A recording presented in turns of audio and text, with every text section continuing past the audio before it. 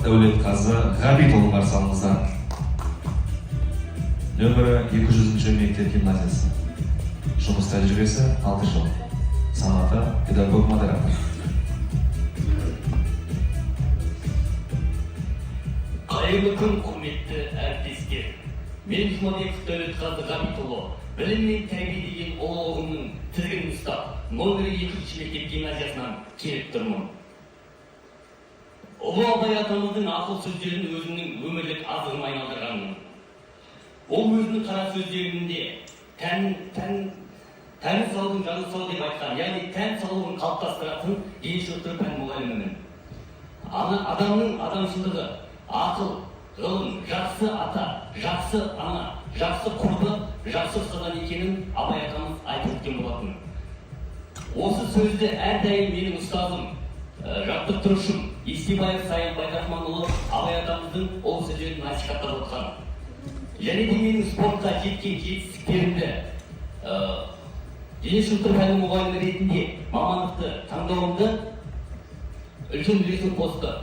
2014 жылы Қазақтың спорт және туризм академиясына оқуға түсіп, ұстазым Ермахан Ибрагимовтен тәлім алып, 2018 жылы дене шынықтыру пәні мұғалімі, бокстан жаттықтырушы, қоян-қолтық ұрыстың инструкторы және де әскери кафедраны тәмамдап, дипломын алып, бокстан спорт шеберлігіне үміткер алдым.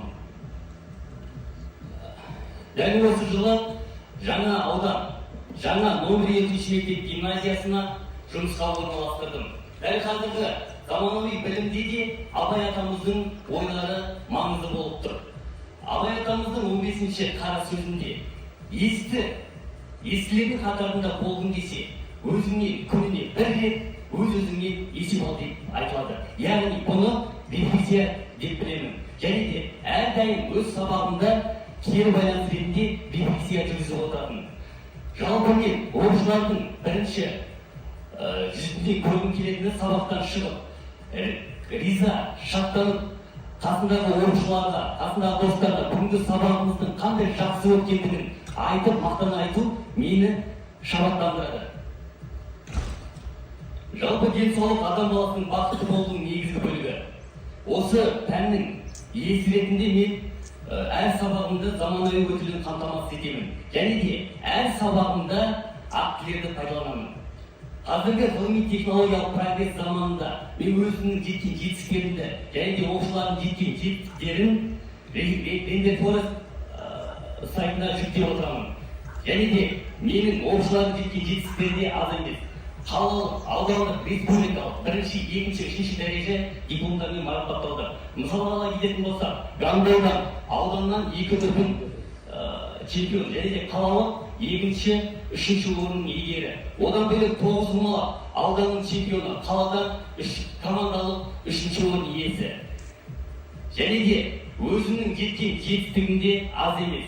Мен өзім жігітке жетуіне аз дегенді ұстанып, ауданның ән байқауына да қатысып, ауданда 2-ші орынға иеленген болатынмын. Одан бөлек кәсіподақ ұйымдастырылған аудандық қалалық іс-шараларда жүргізушілік қызметін атқарып, алғыс хаттармен марапатталдым.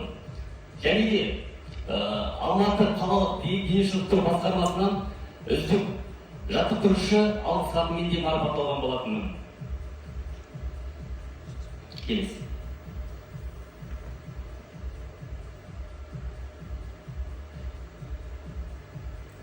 Жалпы тәжірибені жалпылау, әдістемелік көмекші нұсқауын авторлық бағдарламаны шығарған болатынмын.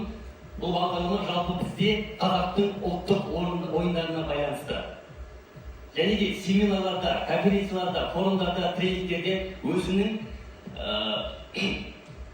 баяндамамды халықаралық дәрежеде тмд елдерінде өз әріптестерінде мектептегі дене шынықтыру пәнінің мақсаты мен әдістемесі атты баяндамамды жеткізген болатынмын.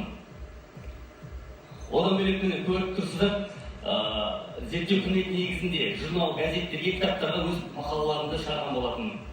Шығармашылық сараптама жұмыстарында жүргіздім, Алматы Балықфест қалалық фестивалінде төрешілік қызметін атқарған болатынмын. Жалпы осы әдістемелік авторлық ұсынған құралында дипломмен марапатталдым, сертификаттармен де марапатталған болатынмын. Және де мына кішігірім өтсек болады, қазақтың ұлттық ойындары және олардың насихаттау әдістемелік құралы. Келесі. Одан бөлек біліктілігіңді арттыру. Білім беру саласындағы уәкілетті органдармен келісілген білім беру бағдарламасының бойынша әр ұстаз өзінің біліктілігін арттырып отыру керек деп білемін. Дені сау ұрпақ тәрбиелеу менің адамдықта, қызметтікте парызым деп білемін. Назарларыңызға рахмет.